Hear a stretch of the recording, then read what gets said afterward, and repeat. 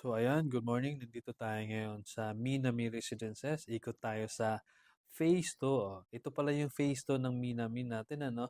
Ito yung unang phase na in-offer natin. At ayun, nakikita na natin ang mga actual turnover ng ating Hana Quadruplex House. So, nag-iisang model unit ng Minami, ang Hana, na meron itong 80 square meter lot area and total floor area na 54 square meter. So, upon turnover, meron na yan 3 bedrooms, dalawang toilet and bath, and then dalawang carport. So, may quadruplex, and then meron din tayong duplex. So, karamihan ng ating quadruplex ay yung mga nasa inner ng face, and yung mga duplex naman nasa perimeter side naman siya ng face.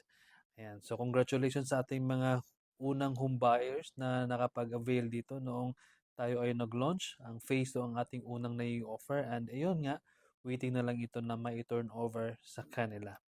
At syempre, susunod na din ng ibang phase like phase 1, phase 5, etc. But for now, kapag papasok tayo dito sa Minami Residences, ang makikita lang natin muna or maiikot muna natin ang phase 2. Dito sa phase 2, meron na tayong mga nakikita nag-accept, no? Meron nang nakatira dito, pero wala pa tayong nakikita nag-modify. Maganda sana kapag may nag-modify na para makita natin kung anong naging hitsura niya. But anyway, sa mga gusto mag-avail ng Hana Quadruplex House, meron pa tayong mga available na naka-pre-selling units pa siya. And 25,000 lang to start or to reserve a unit. Malapit lang ito sa SM City General Trias and All Homes. Mga 7 minutes away lang. Sa mga gusto mag-invest, message nyo lang ako at pwede natin itong mapasok or ma-experience yung ating mismong community ng Phase 2 para ma-experience nyo ang actual community at ang mismong bahay.